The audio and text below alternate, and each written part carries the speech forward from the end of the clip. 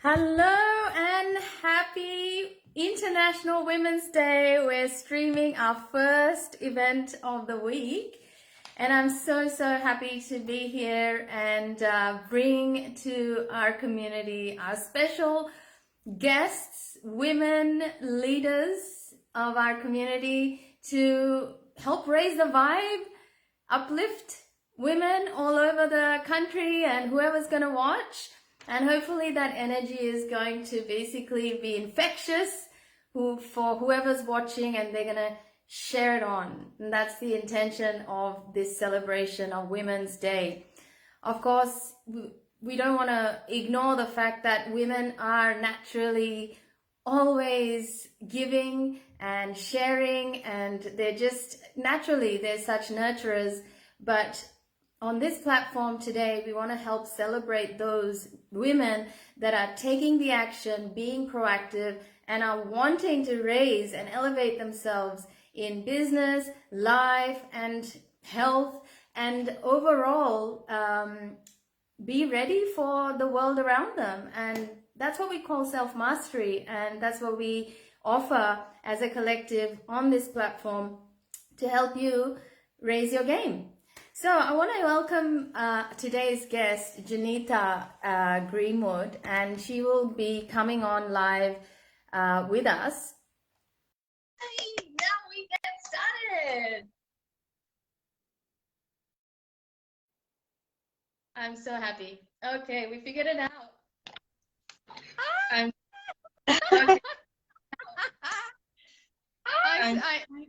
sometimes, you just expect it and it happens. That's what happened today. There we go. Hello, We can do this. Thank you so much for being so patient and bringing your energy. Well done. Well done. Technical hiccups. And if anybody's in where we are in Sydney, it's crazy rainy weather, and it's affecting internet and systems all over the shop. So well done. That was very elegant of you. Congratulations. And happy Women's Day 2022. I believe we're meant to do this. Yeah. Oh, okay. Great. So the theme is about, challenging the bias. Amazing. I'm so happy that you're here with me today. We're celebrating International Women's Day. And also for the viewers, Junie's been a long-time friend of mine, and Facebook threw a memory at me today from 12 years ago. And they said, oh, on this day, you were with Junie. So that was a really nice coincidence to wake up to this morning. Yes, and you look exactly the same. So share your secrets, please. That'll be another episode. Well, without further ado, we are on time and schedule, so we'll stick to it.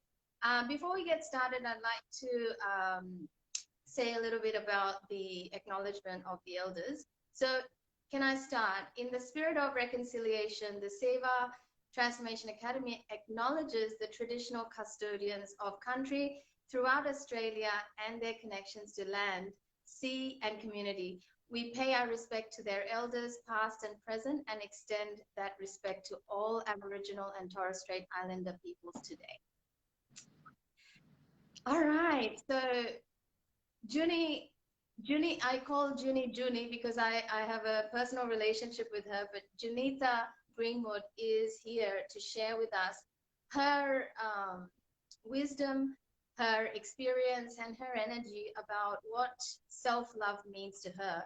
Today's topic is self-love and how to celebrate ourselves, being women in business or as leaders in whatever environment we're in, whether it be family, whether it be in an institute that you go to educate yourself, or in any environment that you're a leader in.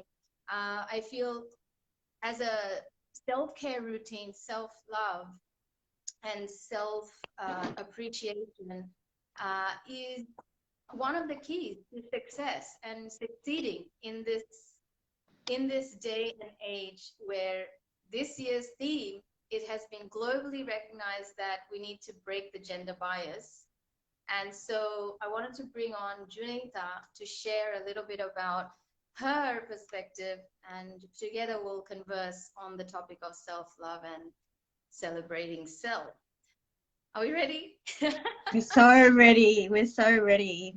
With purple, you know, I've overdone my eyeshadow, but really looking forward to the conversation. Thank you. So let's kick it with, what does self-love mean for you, Junita? Yeah, it's a loaded question, right? There's a lot of cliches around. Love yourself, believe in your dreams, don't let anybody else, take you away from who you really are. There's so many cliches. But I think self-love is something that we can only experience in our own individuality. The way you experience it would be very different to the way I experience it. And sometimes there will be definite commonalities, right? So you are a South Asian that grew up in Australia, and so am I. I grew up 10 years before you, so my parents came here in the 70s, which is a very different Australia.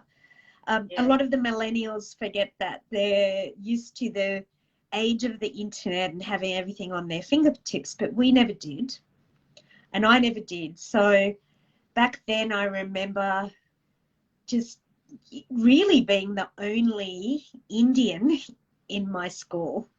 And it was jarringly very evident. And I know there's other people who live in regional centres and they still feel that, right? So I think self-love is tangled up in our identity. So for me, it was being not the same as everybody else around me. These days we celebrate that. We celebrate uniqueness.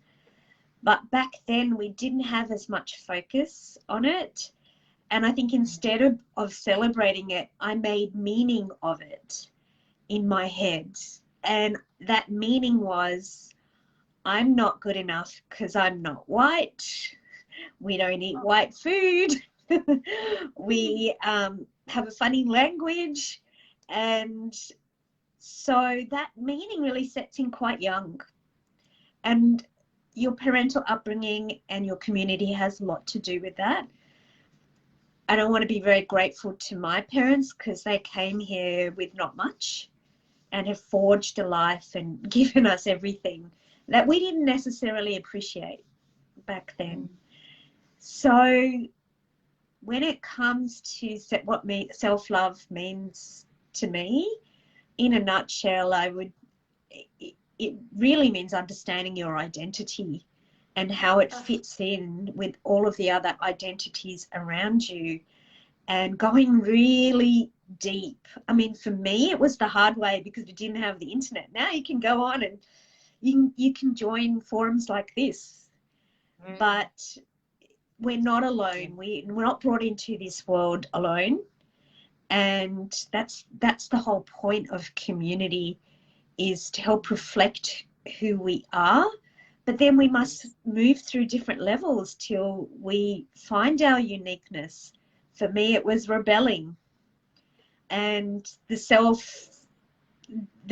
identity turned into self-hate, and that resulted in behaviours.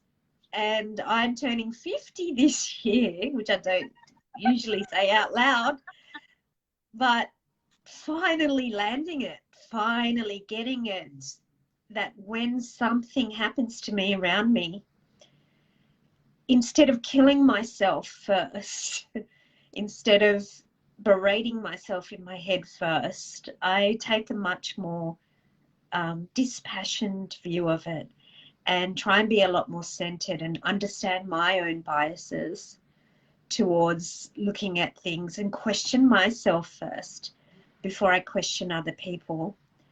And only then can you gain a different understanding of situations and people that's about them and not about you.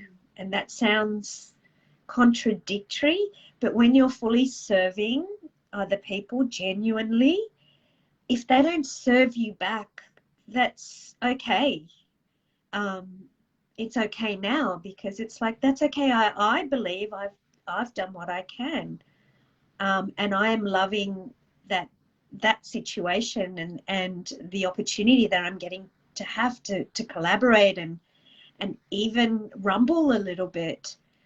So self-love is deep. I don't think it can be answered in one word. It's layered with identity, but it takes a bit of unpacking. Sometimes we can do that alone, and sometimes we may need some help. Yeah. I hear you. So powerful. I mean, there's so many layers to what you just, shared with us. I appreciate the honesty and transparency and just frankness, because I think, like you said, not just what I think, I've seen it, that we try to generalize what self-love is, and it sometimes ties in with self-care, and that looks like getting your nails painted every day or or every week, and that's self-care and self-love. But like you said, I think the deeper conditioning that goes behind our level of self-love and self-care comes from these unexplored or unexamined beliefs that or beliefs or conditioning that we haven't probably looked at, right? Like that. Yeah, I love how you just went so deep so quickly, and so you hit the nail on the head. Yeah. It's a deep topic, and not one discussed a lot in corporate world. In the self-development world, yes. And I think getting your nails done is a beautiful thing. But who are you getting your nails done? Why are you getting your nails done? Is it so you look good to others, or is it so you feel good yourself? Like, I entertain myself with my nails all the time, right? They symbolize something different to me. They symbolize to me that I have a volition to change something about me.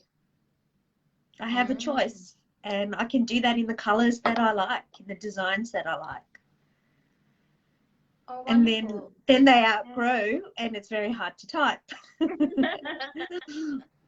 But great excuse for a new nail color.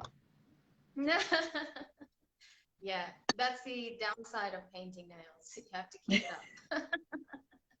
Well, thank you so much. I feel like there's so many takeaways from what you just shared about what self-love means to you as a woman that came into an Australia, foreign land at a certain time period, which now has changed. And yeah, this is true. We provide communities now, right? You provide communities to women and other people, just people in general within your business. And to an extent, you would bring that understanding of what that means for someone to actually feel belonged or belonging and being seen for whatever they're going for. So that's completely amazing. So thank you for being that person now, I appreciate you thanking me. I think it's a calling, and it took me a long time to figure that out. We all have our callings. I know Oprah famously says that if it's the one thing you do, know what your purpose is. But the reality of it in my world is most people don't. They're living and behaving towards standards which are generational, which they don't even understand, societal. And if I was to take self-love to another level, I would say self-love is self-trust. And there are examples of it. I experience and meet women who have done a lot of inside work, and suddenly they have a man turn up in their life who is abusive, or who is not the dream checklist that they, you know, that they spent hours manifesting. Right. And so they start to, their trust for themselves starts to dwindle. It certainly happened to me as well. Well, how can I trust myself if I've attracted this? And these days, I think it's the opposite to when I grew up, when there wasn't much information available at all. There's so much information. And you can go into analysis paralysis and go, what was it about me that made me manifest that? Whereas when you trust yourself, you can say, well, it's really good that I have this part of me that's open to trusting again. And that person abused that, not me. And I've learned from it, and I'm going to recover quickly. So powerful. That's self-empowerment. But you have to live through it to actually go through it and transcend that, you know, because it can be all consuming, because I feel most of us in our 40s, 50s have been through situations like this, you know, and we make these decisions, and then we learn from them, and through that comes a new level of self-love. I feel like self-love is all about not giving up on myself through those times where I'm learning these important lessons about who I really am, what do I value, and you know, how do I align to what I really want. You know, all of these lessons come through these difficult situations and lessons that we learn through interacting with people, places, experiences, and having life experiences. And that's why sometimes... Absolutely. Yeah. And I think you can still be 60, 70 and not live up to it. You can blame the world and blame external factors and everything. And likewise, you can be 25 and full of wisdom. And I think the young generation these days are getting the opportunity to experience so much at once. So, you know, this is where the whole age thing comes along as well. Yes, there are some things that you can't really have deep empathy for till you've had that lived experience. Like, I've worked with disability for years and years and years, and I love it. But can I have that same level of deep compassion for my clients as they do? I don't know. I don't think I can. I look at them and I go, what on earth bestowed all this strength in you? I wonder how I would cope in those situations. Yeah.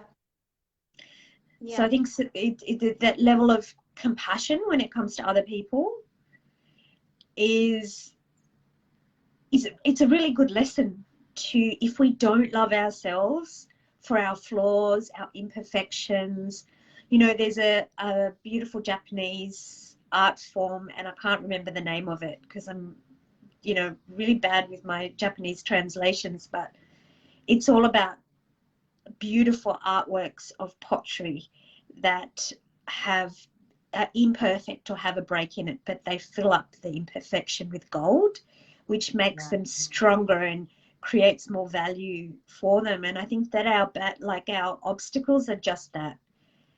The problem is we get brought up with fairy tales, and even now, if you watch dating shows or read children's books, they're still talking about the fairy tale. They're still talking about the fairy tale.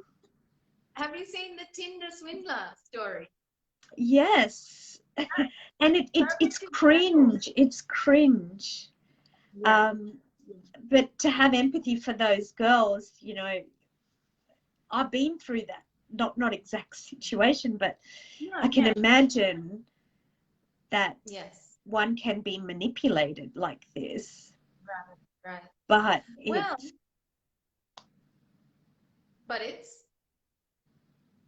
it's complex. Yes, it's complex, and I appreciate that. You know, I think I can understand what you're saying now, how it's complex.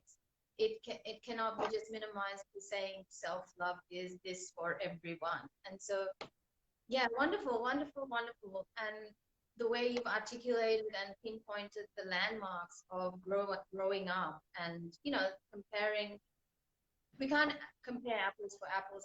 I think, what you bring with you, I can appreciate, and what I bring with me, you can appreciate. And that's what helps us bond in life as well, about getting to share each other's journey in community, to commune and to learn from each other, and also help each other or support each other. But again, I feel self-love, again, to me, if you were asking me, I would say self-love has come to me in different flavors and ways throughout my life's phases and cycles. And I've learned to love myself through times of great discomfort as well.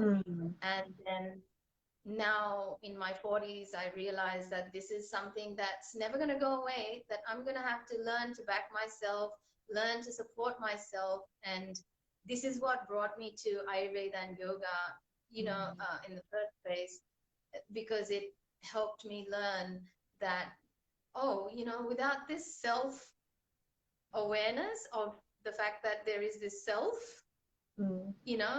that is the common denominator in all my experiences, I can't really interact with life in the safety that I'm looking for from everyone or everything, So knowing myself has really helped me, and that has been an act of self-love, to navigate those layers, so many layers of experiences that come at us as we grow and as we traverse.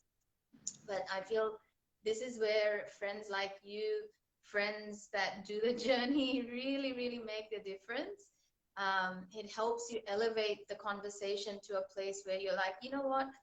Yeah, I've been there too, but we're not there anymore, and this is your time to keep shining, keep moving forward, and and just shining the light. And that's what I see you do now, which I'm so happy, I'm happy to celebrate you for I've seen your transformation, and it's been one to behold. It's not a journey that a lot of people take, and I think the advantage of you taking it for us and for your clients is that you've done the thousands and thousands of hours, but you're translating it in a very digestible way for those of us who that's not our calling. Yeah. So I think that that's the other thing that you mentioned is so important, around loving yourself in times of what you might call personal failure. Yeah.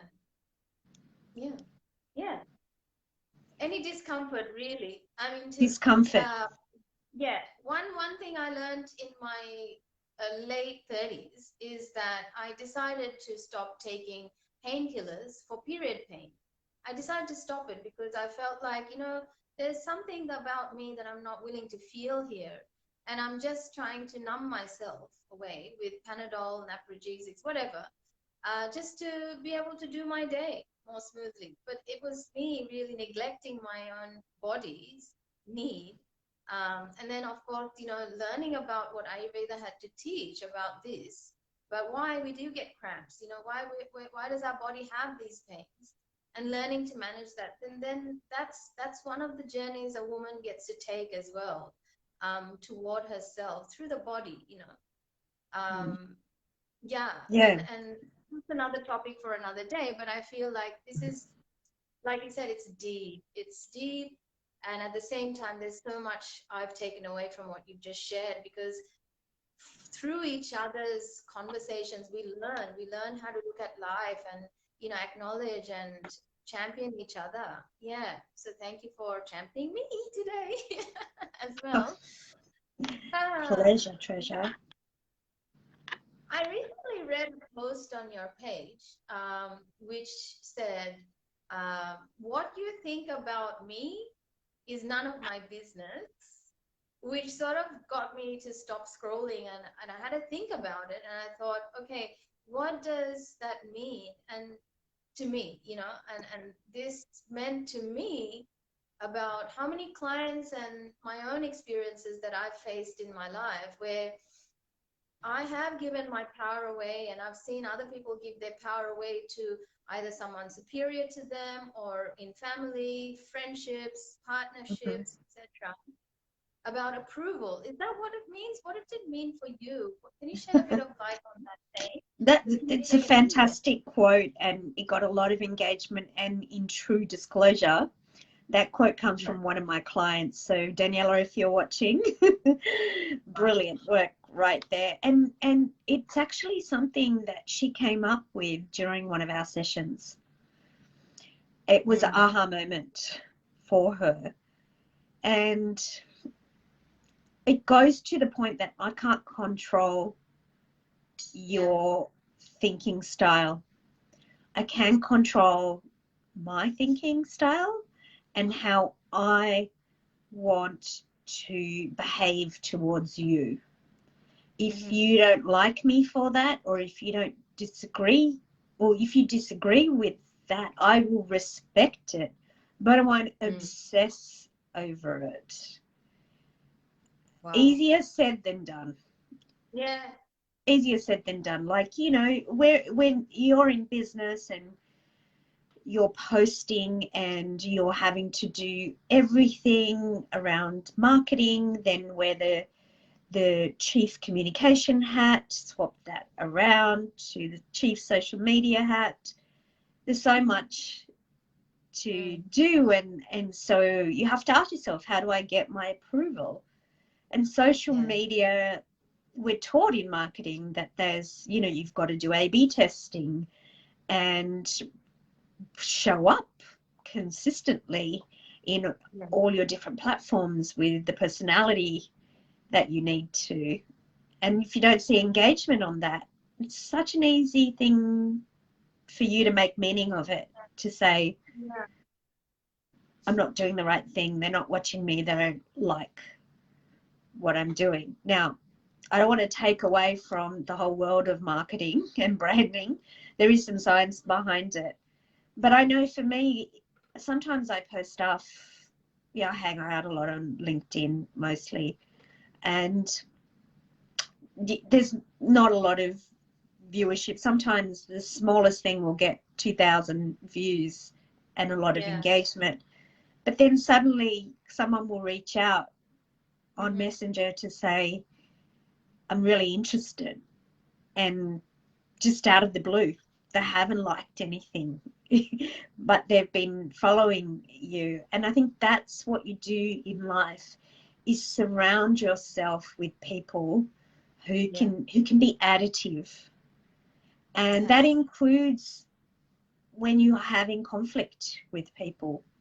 You have to know that time and balance for when you go, the conflict is good and I need to sort this out because I can learn something from it, Mm. versus it is becoming toxic and my relationship with that person is vice versa, is just not additive.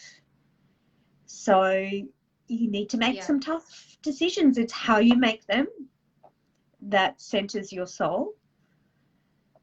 Yes. And I've had to do that recently. I've had to call out some really, really tough conversations. It's not easy. And a lot of people don't do it because they're scared of confrontation.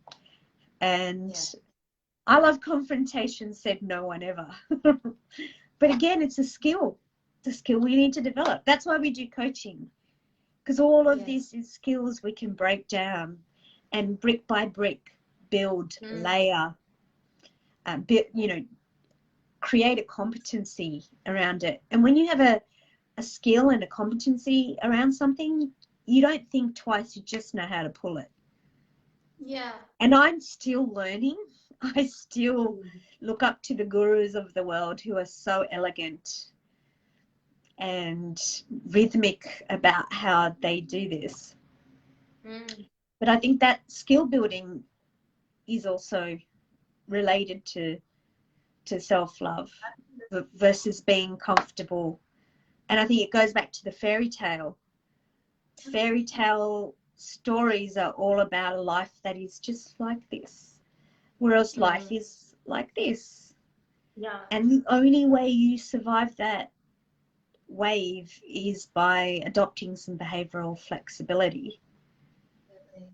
And you can see around you the people that are doing it and that are paying attention to it. And some people don't have to. Maybe they've been given some silver spoon backgrounds. But at some point in your life, you're going to have to, because there's no such thing as a perfect road. Well, to add to that, I feel in my experience, my clients and students often face this, it's kind of like the rite of passage also, becoming a wellness professional, like a yoga teacher or an Ayurveda practitioner or someone that is trying to serve people and create impact, So whether through marketing or through actual connection building exercises where, putting yourself out there, being seen as someone that holds some sort of value for others, that road is bound by all this contrast, like you're going to meet so many rejections along the way where people will just do it either silently or, indirectly and all of that. And when you talk about skill, one of the skills, before going to skill is this all these hashtags and taglines and all that come from pseudo spirituality, I call it, where they'll say, just detach, people are not detaching, they're disassociating, they're actually building a harder shell around them. And then what tends to happen is they miss out on the opportunities as well, because they're not allowing themselves to feel what they need to feel. That's why I call it a rite of passage, because you need to feel that, hey, this is part of my journey where I need to become aware of my vulnerabilities. And that's where the leakage is happening also, right? The power is leaking away from letting other people dictate how you feel. So what are the self-care practices we can take to, look after ourselves and recover from these injuries? I call them inner injuries. And yoga and Ayurveda practices, not philosophy. Philosophy turned into practical practices are for the inner injuries. Yeah, absolutely. Yeah. The inside scar. People always look at me and go, oh, you look great for your age and this and that. And they can't see the inside scars. Right? Yeah. Or they, in the past, they could see the inside scars and they may manifest as something else. They may manifest as anger or, a lot of people used to say to me, you're so hard on yourself, which I used to hate because I didn't understand what they were saying, because I was in comparison syndrome. I'm like, well, obviously you don't know what it's like to be me. Well, they don't know what it's like to be me is the truth. So inside scars, you can't heal them till you find where they are. And I think there's so many ways to find them. Ayurvedic is the whole philosophy and the teaching of Ayurveda is one physical and mental way to find it. Counseling is another way to find it. Coaching is one way to find it. Your friendships with your best and dearest. Sometimes you can find those inside scars in a relationship as well. But there's always clues. Scars leave breadcrumbs. And it's working those breadcrumbs out. When did this happen? Usually there are defining moments, or it's something that's related to your conditioning. And that may not be conditioning way in the past. It may be how you experience something very recently. That's a fresh scar, right? Yeah. But just like an external scar, you would still treat an external scar, right? My niece recently had an accident. Thank God she's okay. And they're putting some anti-scarring on her forehead. And Yeah. if we bleed, we would bandage it. We would do all of those things and let nature take its course. Whereas inside scars, they take time too. They take as much time as external scars to heal, but the journey Yes. doesn't have to be morbid and horrible, and you don't need to do it alone. I think that's really important. And the problem is people go to counselling once or twice and they have a bad reaction, and so they don't go again. Or they get a coach and they, feel like it wasn't money well spent. So that leaves a scar as well, right? We all have them. Well, to be honest, I wouldn't have gone back to yoga if I left it to the first teacher I met in Australia. Like I hated yoga the first time I took a class because of the teacher. And this goes without saying that everyone's on their learning journey, including the teachers that we meet along the way, coaches that we meet along the way. In fact, we tend to go through waves of people that we attract, including our mentors, coaches, and teachers. And this is the rite of passage I speak to most of my people, that self-awareness is necessary on this journey, and you have to have the right practices and the right philosophies to subscribe to have the courage to look at your scars, like you call them scars, and there's also scar tissue to unwrap later, right? And but going back a few steps about how we become aware of this in the first place is by starting to notice that there seems to be a pattern. There seems to be some things that I tend to experience more deeply than, all of that. So coming back to our point about what others think of me is none of my business.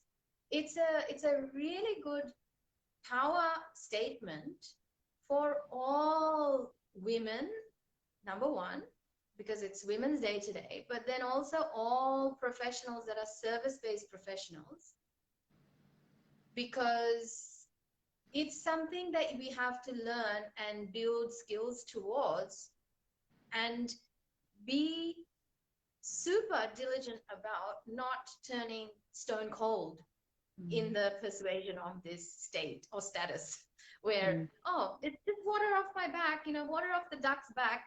And women are conditioned from very young age to not show how, affected we are. We just are like that. And that is also another conditioning or deconditioning we all have to make an effort towards. And if I may just add something a little bit more controversial, is women of color especially, we just love to look very strong, love to look really put together, and oh, we've got it all sorted, but in reality, I have to speak for myself, and I don't want to speak for you, but in reality, if I can say, I'm known to be a strong person in my surroundings and my groups. But like you said, behind this smile of mine, I do a lot of inner work, and I do surround myself with support to be the person that I show up as daily in whatever I do. And that's why it's not a solo job. You cannot. It's unrealistic. No. Unrealistic. We need to hire support. Honestly, I don't think it's even a friend's job to support us in this journey of keeping ourselves aligned and self-nurtured, nurtured, I might use that word. I can't think of it. Can you think of any other word other than It's a self-nurtured? very good word. It's a very good word. And Yeah, like a verb. I love that Yeah. you're talking about this, because now we're bringing the whole idea of intersectionality into it. And a lot of people can fit that bracket. A lot of situations can fit that bracket. And we're talking in particular of being South Asian in Australia, which has been a lucky position compared to other countries. But we're also hijacked by our own community expectations that you must earn certain amounts of money, you must do your MBA, you must work in these professions. I remember a dear uncle of mine telling me when I worked in the charity sector that, you know, I don't need to work in charity to be charitable.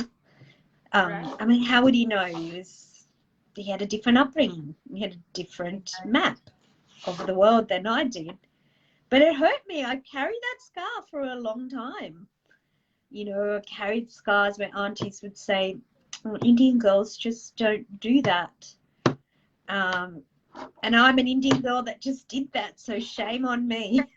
Right? Carried it. I still carry it sometimes. You still carry, your scars don't go away. They get triggered. Yes. And the daily triggers as well. And it happens here. And if we don't take the effort from taking it from here into a place that's more sustainable, then we are just being a hostage to our environment. Yes. Amazing. I will not add anything to that. I think there's nothing to say to that. We just take it for granted. And this is essential to be talking about, because a lot of what I've seen, luckily I've not had this complex, maybe because, you know, there's so many psychological frameworks that explain this. Being the eldest, you kind of don't really look up to anyone or look for references. You just go and do it. But I do know a lot of my clients and a lot of the trends that I've seen, that comparisonitis becomes a real block on the journey to, you know, and honestly, I feel like I don't know if I've just taken that belief with me all the way through my life, which is, you know, even if my family or friends have unconsciously put me in category and said, well, look at her, she's doing all of this, why aren't you doing this, you know, oh, look at this way and that way, and you should be doing that and that. I've just let it all, like, yeah, whatever, you know, you think that, keep that going, see if that serves you, but I'm going my own way. I've always been like that, luckily. But I know so many people have this block because they fall into that comparisonitis and they start suffering inside about not being good enough, not being able to believe in themselves, not being able to attract friends or community or help that they need to push through that hole of suckiness, of being victims of, you know, this lame belief that, you know, it has to be done this way or no way, you know, and you're not good enough if you do it this way. So I think, like, you touched on this just then, you know, comparisonitis and being told that, hey, Indian girls should be doing this and not that.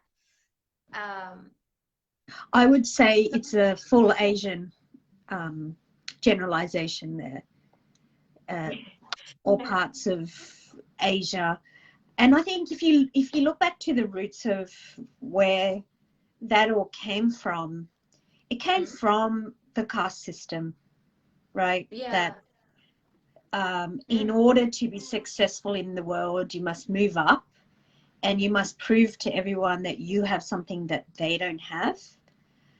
And that generated from our homelands, and then that came to this land. And so if you're an expat in these, or a daughter of an expat in these situations where you've got your, in our case, your Indian identity or Australian identity, and this is very competing.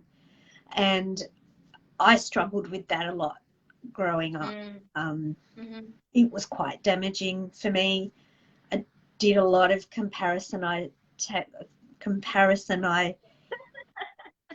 was inflamed. Status. An infection. You contracted the infection of comparisonitis. Yeah, I was infected by it, and it damaged me for my teenage years significantly. And reversing that damage took a long time. You know, what can I do now? It still arises, but I love what you do with your work, because you're also a constant reminder for us to take note that we have resources, and there's these beautiful ancient systems that have whispers of wisdom for us to take. And even as I'm having this conversation, I'm just thinking of my world and my day, and setting intentions in the morning to, when you get to your desk, to somehow future-proof yourself from all of this. And yeah, I don't do enough of it. I don't do the sitting still enough. And I feel like a lot of people don't. And, or they might have what we call spiritual bypass. Oh, you know, I do this, I do that, I go jogging, and then you're unpacking their lives with them, and there's still so many different leakages, right? But I think trusting ourselves, once you make the decision to uncover what's underneath and seek some help in it if you can't do it yourself, and really be brave enough to face what that's going to do for you, and build some skills around future resilience, then what you find is your life will become less erratic. And we're addicted to that as well. You know, we're addicted to feeling high one second and low the next. And so I think there's a fear of feeling what the Buddhists call detachment, that's going to take our joy away, that's going to take our spontaneity away from us. But I think you for instance, I know you have your bad days, and the way you deal with your bad days is so admirable. It's like the bamboo tree in the wind. And it's so great that you're teaching that, because we're not talking enough about skills to help us deal with our bad times and our bad days and our bad moments. Because I work a lot with tech companies, and there's this saying that fall forward but recover quickly. And that's what wisdom is. That is exactly what wisdom is. Wisdom is about having life experiences, good, bad, ugly, colourful, black and white, tragic, joyful, and then making sense of it all, and being able to just kind of be that guru for ourselves. The hardest thing to do.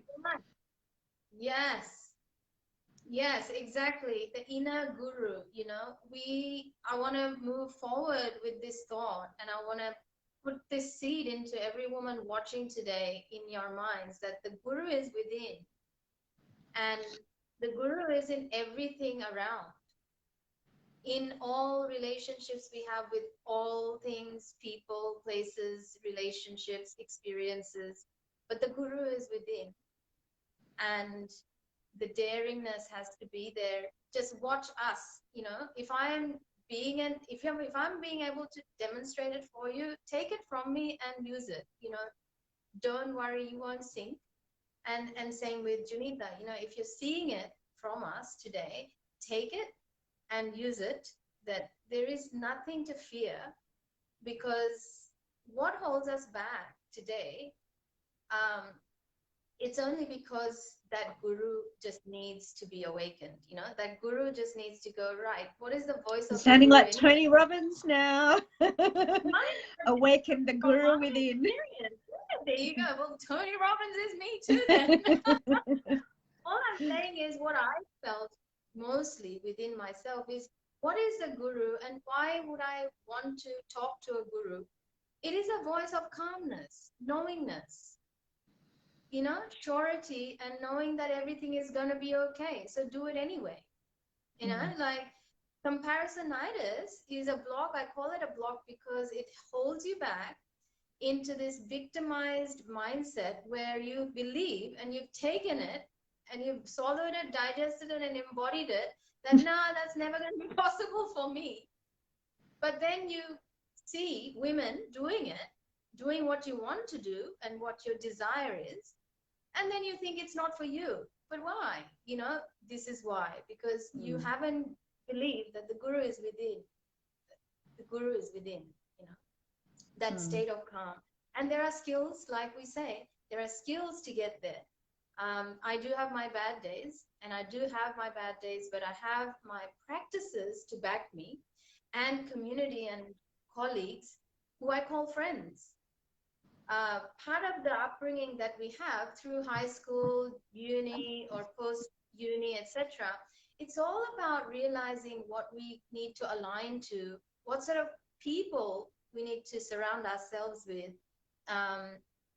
And alignment takes courage. Alignment takes self-love. You need to be able to love yourself enough to let the ones go, find their own way.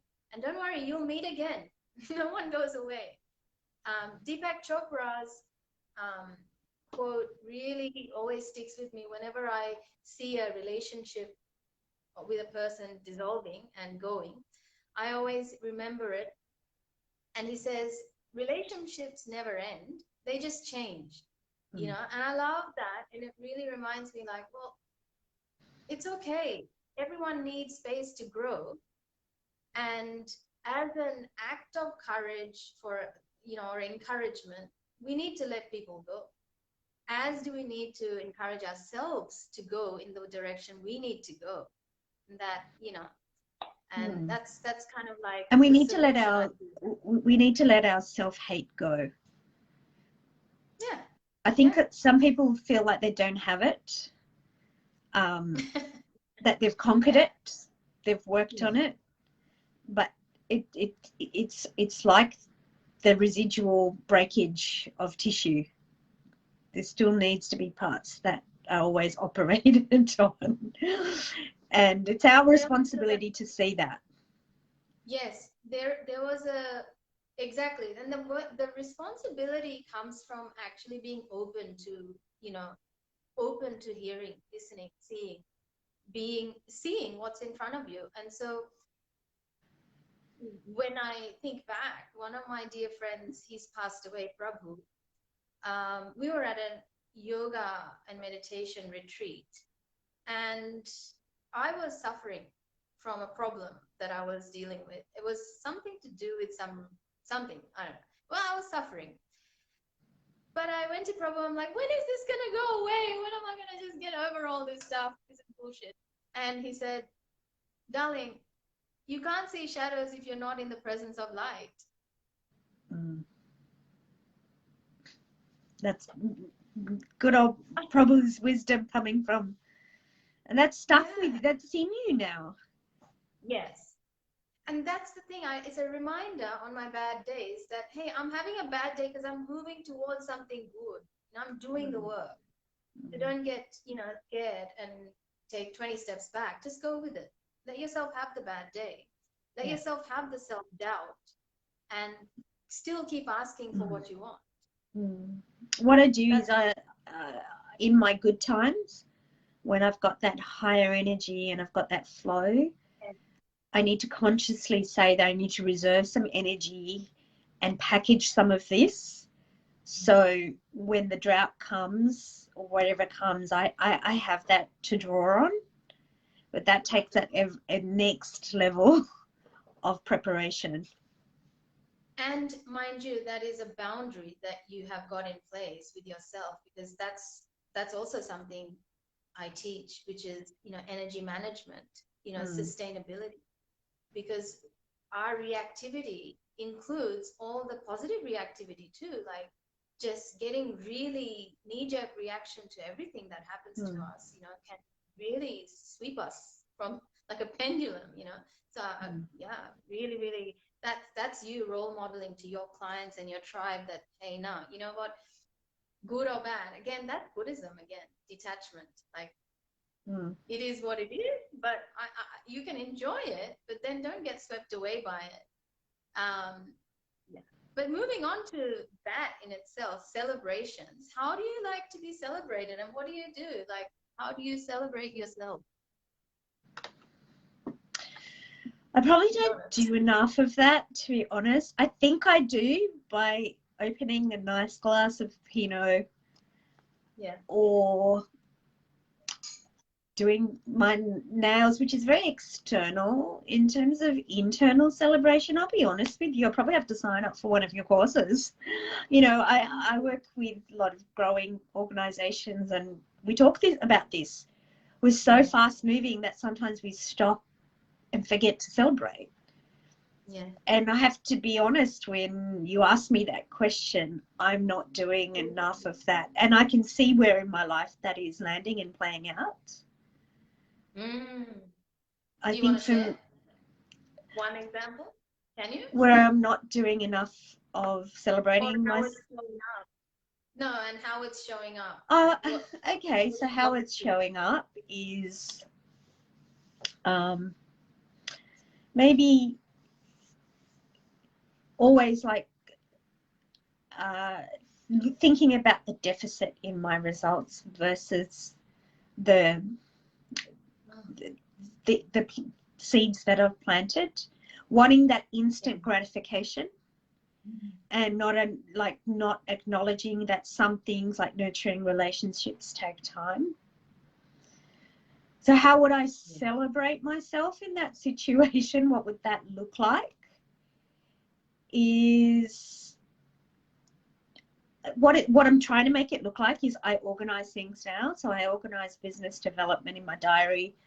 And so when I'm having those lull times, last week was one of them, suddenly flipped and I'm busy again. But then when it comes to whatever, 6 p.m., 7 p.m., like, I'm going to drop my tools. I'm going to spend some time in the kitchen making something nutritious.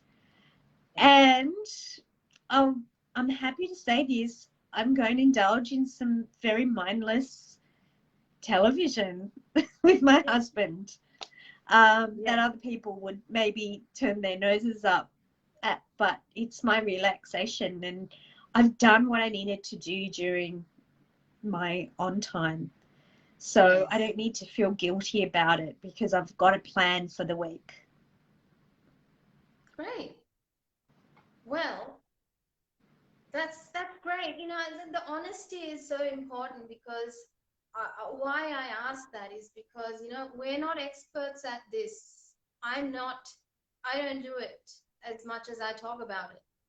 I have to expose that because I want to take accountability and responsibility towards that, because I have been doing this work more than 18 years now with myself, just partnering with myself as much as I can. And I've had my own mentors and coaches, and a few that I want to mention that have given me tools for self-love is different ways. So Brendan Burchard is one of my coaches, past coaches, and he's a high performance coach. And he gives an exercise to do every day, take score, is as a journal, high performance journal.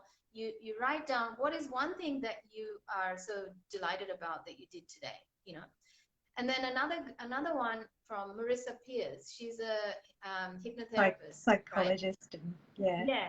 She wrote the book Tell Yourself a Better Lie, and I Am Enough.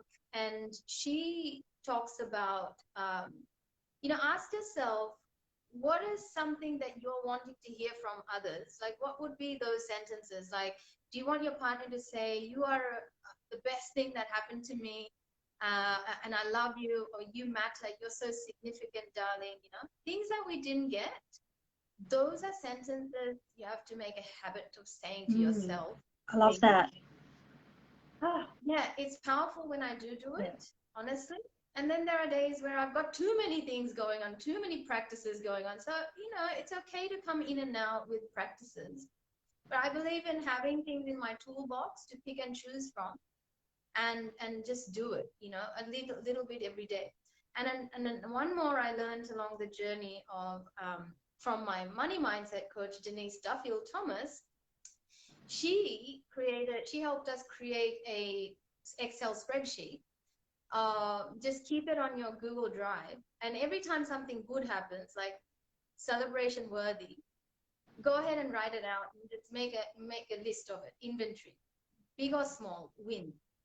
And so by the end of the year, if you want to make it a ritual with your girlfriends or your business buddies or your husband or yourself alone, you've got that list to celebrate for yourself, to go, you know. So I'm a work in progress. I'm not going to lie. You know, I haven't got it all mastered, but the benefit I think from what I just shared is that these mentors that I have in my life, they're living examples of what they have worked for them. They're big giants, you know, Bouchard and Marissa, Gabrielle Bernstein, the list goes on, right? Massive giants. And it's thank you for sharing all of that, because I can take away from the ring your own bell list, because you know, when you're working for yourself and you don't, I saw some of my friends at the business chicks breakfast, and I could still go to it. Maybe next year we can go to it, but sometimes when you're working in your own business, that's what you miss about being in a company community. And so it's important for women who are watching this, who are in their own businesses, to know that just because you don't have that anymore, there are avenues to still cohort and maybe, you know, let's get a table next year. Please, it's not even what happens within there, it's just the energy. And I think that sorry, the intention behind it. It's the intention behind it. Like, actually this morning, as I was getting ready for our thing, our little 4-day celebration of Women's Day, I felt really alone, you know, because I, like you said, you know, these feelings come. It's so starkly clear that you're getting ready on your own. There's nothing around you, you know. And how do you hype yourself up? It's through social media, post it. You just have to put it into your practice of doing certain things that remind you actually on your mission. You are fulfilling your mission, your calling, and it doesn't matter, you know. You've got to do it. You've got to get it done, and that's the practice. And this is the advice coming from people that have succeeded with it. You know, it's a DIY job, and then you meet along the journey all the other DIYers. DIYers. Well, congratulations. Congratulations on putting this 4-day event together, because even it's not just a day. You know, I was in the tech all hands before, and the CEO said he's got a daughter.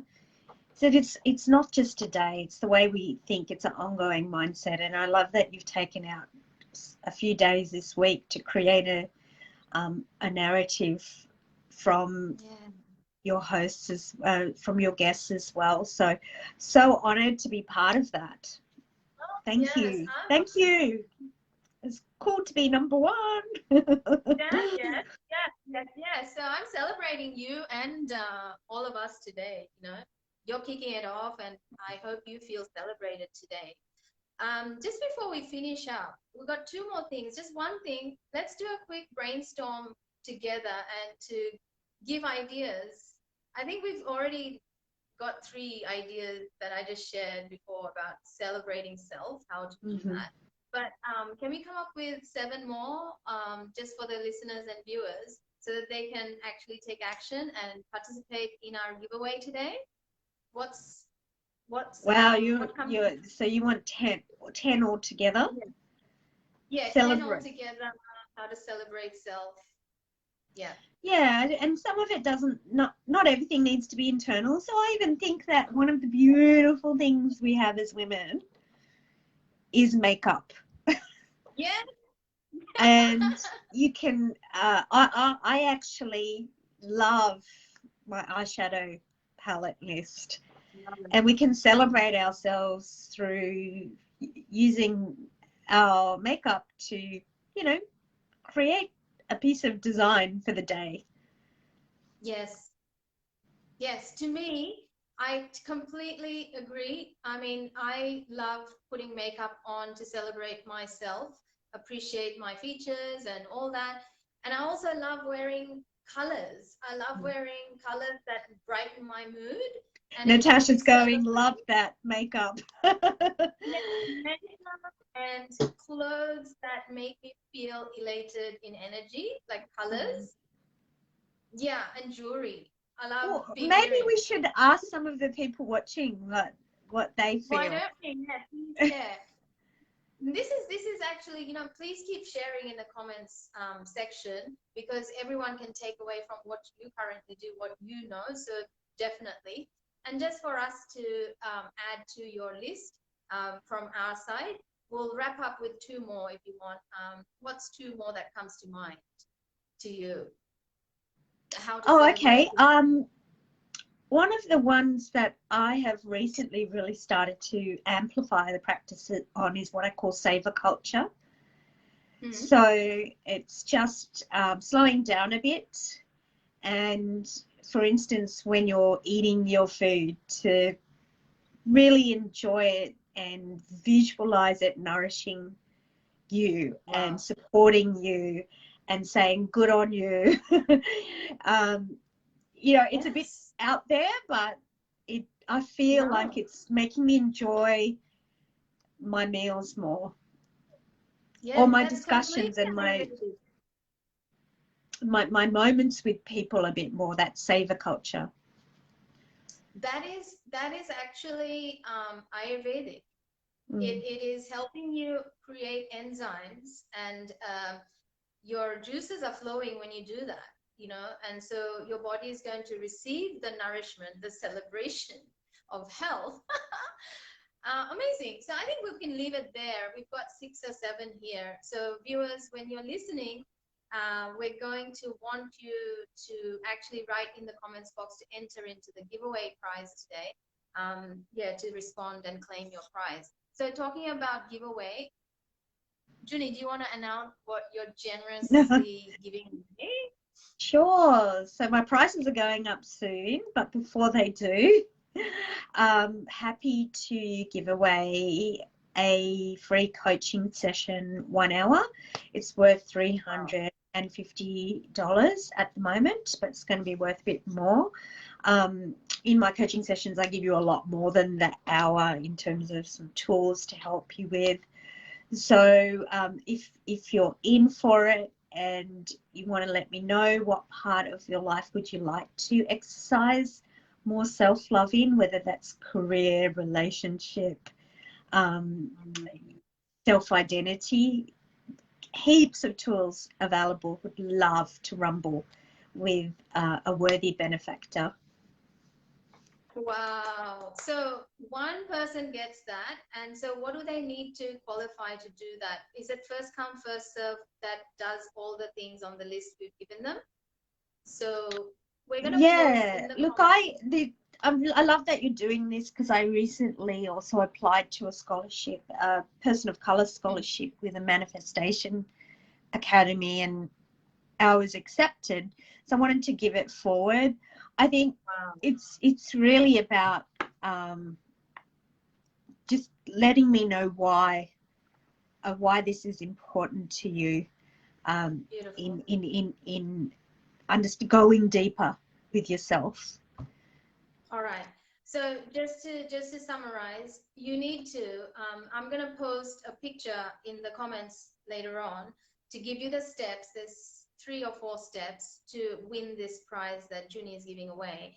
And so follow that, and then just write her or us a DM with why you should get this coaching session in leadership, your business or relationship, whatever it is that you want to focus on.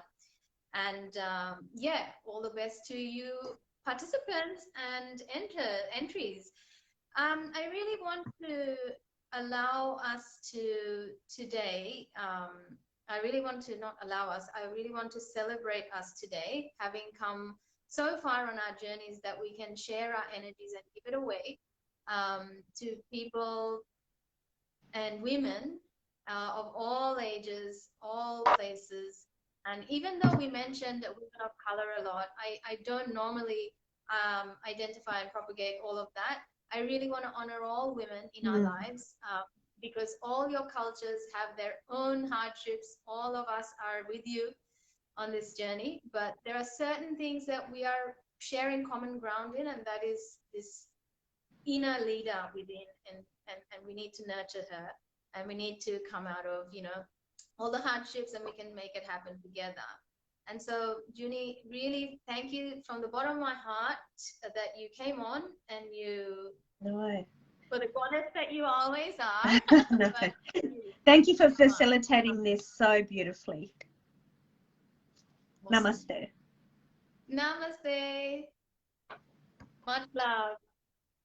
And guys, just to wrap up, tomorrow we're back at the same time again with Poonam Upadhyay, and she's the author of 5 Steps to Live Your Desired Life. And she's going to share with us pearls of wisdom and teach you how to do your life as you desire it. See you tomorrow.